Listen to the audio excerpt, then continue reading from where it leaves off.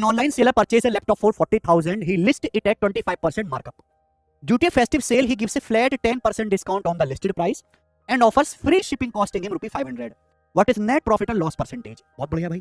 देखो एक online seller है जो लैपटॉप बेचता है, उसने एक लैपटॉप खरीदा, पहले एक ऑनलाइन सेलर ने लैपटॉप खरीदा कितने का? 40,000 रुपए का। फिर इससे 25% ज्यादा उसने लिस्ट प्राइस यानी कि मार्क प्राइस लगाया है। तो 40,000 का 25% क्या होता है? 10,000। यानी कि उसने मार्क प्राइस से लिस्ट प्राइस कितना लगा दिया? 50,000 रुपए। तो 50,000 रुपए हो गया मार्क प्राइस। फिर वो क्या करता है? फेस्टिव सीजन में मार्क प्राइस पर 10% छूट देता है, इस लिस्ट प्राइस पर 10% छूट देता है। तो 50,000 का 10% कितना हो गया? 5,000। तो 5,000 की छूट देता है, यानी कि वो कितने में बेचता है लैपटॉप को? 45,000 रुपए में लैपटॉप बेचता है। लेकिन एक बात बताओ, 45,000 में बेचा पर उसकी होम डिलीवरी तो करनी है, और वो 500 रुपए की लागत पर मुफ्त जो है क्या कहें शिपिंग की पेशकश करता है दुकानदार। Offers free shipping costing him 500 रुपए। यानी कि दुकानदार कह रहा भाई साहब मैं आपके घर पे फ्री डिलीवरी करवाऊंगा, लेकिन दुकानदार को फ्री डिलीवरी का खर्चा कितना आ रहा है? 500 रुपए। तो दुकानदार ने अगर लैपटॉप खुद 40,000 का खरीदा है तो 500 रुपए का उसको शिपिंग का कॉस्ट आ गया, यानी कि दुकानदार के लिए लैपटॉप का टोटल कॉस्ट कितना पड़ गया? 40,500। और वो दुकानदार बेच कितने में पा रहा है? 45,000 में। लेकिन दुकानदार को फायदा कितना हुआ? 45,000 में से 40,500 घटेंगे, 4500 का दुकानदार को फायदा हुआ। कितने की सामान पर?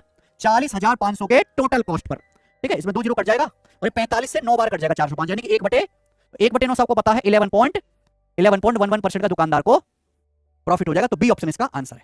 बढ़िया सवाल है, आगे चलते हैं। अगला सवाल सिलेक्शन फीस का। यदि x प्लस 1/x प्लस 2 6 है तो x प्लस 2 का क्यूब प्लस 1/x प्लस 2 के क्यूब का मान बताओ। सवाल में देखो ये बहुत बेसिक सवाल है, कुछ भी नहीं है सवाल में। यहां x प्लस 2 है, यहां भी x प्लस 2 है, दिख रहा है ना।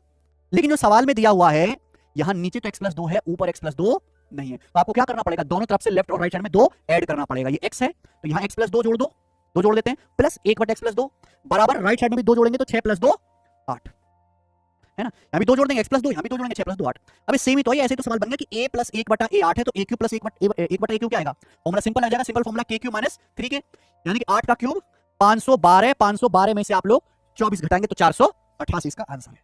आइए सवाल नंबर है आपके सामने यहां पर। यदि 3x प्लस 2/x माइनस 4 बराबर 10 है तो इसकी वैल्यू बताओ। देखो सबसे पहले 3x प्लस 2/x बराबर कितना आ जाएगा? माइनस 4 बराबर जाएगा 10 4 14। आपसे सवाल में ये पूछा है, जाहिर सी बात है ये क्या स्क्वायर भाई, ये 9x square plus 4x square क्या आएगा?